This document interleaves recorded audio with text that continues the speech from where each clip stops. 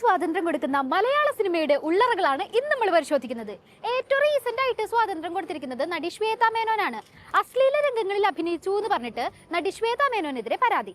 ആരാ പരാതിക്കാരൻ?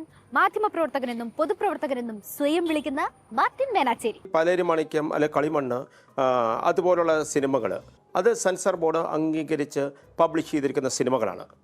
ആ സിനിമകളിലെ ചില കണ്ടന്റുകളാണ് പോൺ സൈറ്റുകളിലേക്ക് പ്രചരിപ്പിച്ചിരിക്കുന്നത്.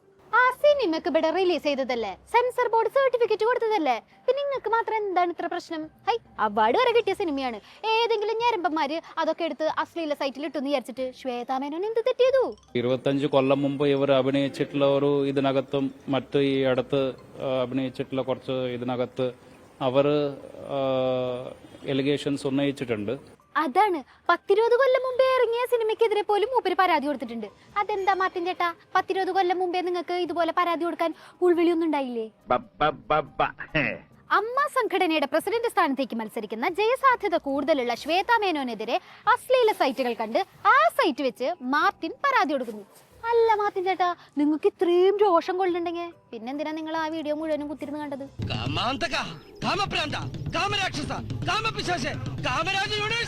അതായത് 2 കുട്ടികൾ, പ്രായപൂർത്തിയാകാത്ത 2 കുട്ടികൾ ഇത് കണ്ടത് എന്റെ ശ്രദ്ധയിൽപ്പെട്ടുകൊണ്ടാണ് ഞാൻ ഇത് ചെക്ക് ചെയ്തത്. ശരി, ഒരു മിനിറ്റ്. പ്രായപൂർത്തിയാവാത്ത 2 കുട്ടികൾ ആ വീഡിയോ കണ്ടു. അത് കണ്ടിട്ട് നിങ്ങൾ ആ സൈറ്റിൽ കയറി വീഡിയോ കണ്ടു, അങ്ങനെയാണല്ലോ പറയണത്.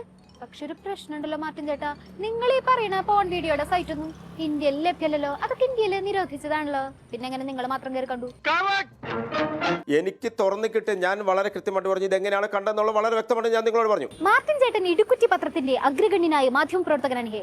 സോ ഇന്ത്യയിൽ നിരോധിച്ച സൈറ്റുകളൊക്കെ ആണെങ്കിലും മൂപ്പർക്ക് കയറി കാണാൻ പറ്റും. അതാണ് മാർട്ടിൻ ഇടുക്കുറ്റി. ഈ തീപ്പന്തലിൽ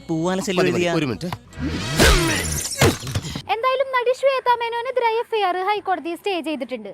അടുത്തതായി മലയാള സിനിമയിലെ പവർ ഗ്രൂപ്പ് സ്വാതന്ത്ര്യം അനുവദിച്ചു കൊടുക്കുന്നത് നിർമ്മാതാവ് സാന്ദ്ര തോമസിന്. പതിറ്റാണ്ടുകളായിട്ട് ഈ പറയുന്ന കുറച്ച് പേരുടെ, ഒരു 10-15 പേരുടെ കുത്തകയാക്കി വെച്ചിരിക്കുന്ന ഒരു അസോസിയേഷനാണിത്. അതായത് ഞാനും അപ്പനും അടങ്ങുന്ന ഒരു കമ്മിറ്റി, അതാണ് പ്രൊഡ്യൂസേഴ്സ് അസോസിയേഷൻ എന്നാണ് തീരുമാനം. അതിനിടയിലേക്ക് ഒരു പെണ്ണുണ്ടി സർക്കാർ അയ്യടാ നാമനിർദ്ദേശ പത്രിക ഇപ്പൊ സ്വീകരിക്കാൻ നോക്കിയിരുന്നു. ഈ നോമിനേഷൻ തള്ളാനായിട്ടുള്ള എല്ലാ പരിപാടികളും, എല്ലാ ആസൂത്രണങ്ങളും അവർ നടത്തുന്നുണ്ട്. നാമനിർദ്ദേശ പത്രിക തള്ളാൻ ചാൻസ് ഉണ്ട് എന്ന് സാന്ദ്ര പറഞ്ഞത് അച്ചട്ടായി. പത്രിക തള്ളാനായിട്ട് അവർ റീസൺ പറഞ്ഞത് സാന്ദ്ര 2 സിനിമ നിർമ്മിച്ചിട്ടുള്ളൂ എന്നാണ്. അത് ശരി, അപ്പൊ സാന്ദ്രയുടെ പേരിലുള്ള 8-9 സിനിമ കണ്ട ഇമ്മളൊക്കെ ആരായി? പ്രസിഡന്റ് ആയിട്ട് അവരെന്നെ മത്സരിച്ച് തോപ്പിച്ച് കാണിക്കട്ടെ, അല്ലാതെ ഇങ്ങനെയല്ലല്ലോ ചെയ്യേണ്ടത്. രാകേഷിന് ധൈര്യം ഉണ്ടെങ്കിൽ എന്നെ മത്സരിച്ച് തോപ്പിച്ച് കാണിച്ചു തരട്ടെ.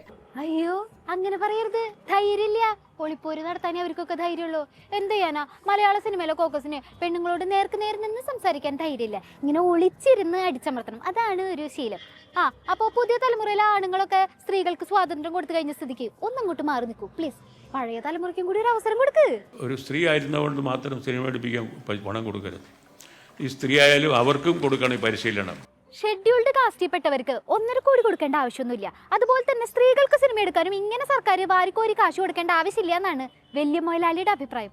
ഓംബ്ര എന്ന് പറഞ്ഞിട്ട് എല്ലാരും അനുസരിക്കണം കേട്ടാ.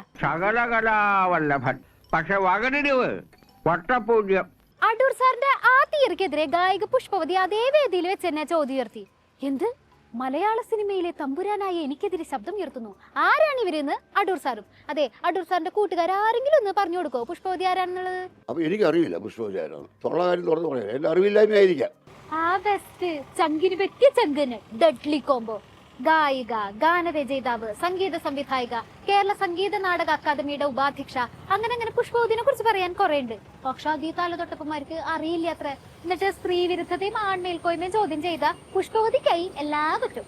പറഞ്ഞതല്ല കുഴപ്പം, റിപ്പോർട്ട് ചെയ്താൽ തെറ്റായിട്ട് റിപ്പോർട്ട് ചെയ്തത്. അത് ആവാൻ നിങ്ങൾ കൂടുതൽ പറഞ്ഞോട് തർക്കിക്കണ്ട. ഒരു പഴഞ്ചൊല്ലുണ്ടല്ലോ, ഈ കാർന്നവർക്ക് എന്തും ചെയ്യാം എന്ന് പറയുന്നത്. അതേപോലത്തെ ഒരു കാര്യമാണ് ഇവിടെ നടന്നുകൊണ്ടിരിക്കുന്നത്. ഇപ്പോൾ പോൺ സൈറ്റുകൾ കയറി ഇറങ്ങുന്നതിനിടയിൽ പെട്ടെന്നൊരു ഉൾവിളിയാൽ നടി ശ്വേതാ മേനോനെതിരെ കള്ളക്കേസ്. മലയാള സിനിമയിലെ പവർ ഗ്രൂപ്പ് പൊളിക്കാൻ വേണ്ടിയിട്ട് സാന്ദ്ര തോമസ് നാമനിർദ്ദേശ പത്രിക തള്ളിയപ്പോൾ ആ പത്രിക തള്ളി ആവേശ കമ്മിറ്റി. 10-25 വർഷമായിട്ട് ഫീൽഡിലുള്ള പുഷ്പവതി അറിയാത്ത തമ്പുരാക്കന്മാര്. മലയാള സിനിമയിലെ ഇക്വാലിറ്റി പൊളി. അതായത് മലയാള സിനിമയിലെ ആൺകരുത്ത് ഒരു പ്രത്യേകതരം പുരോഗമന പാതയിലാണെന്ന് സാരം.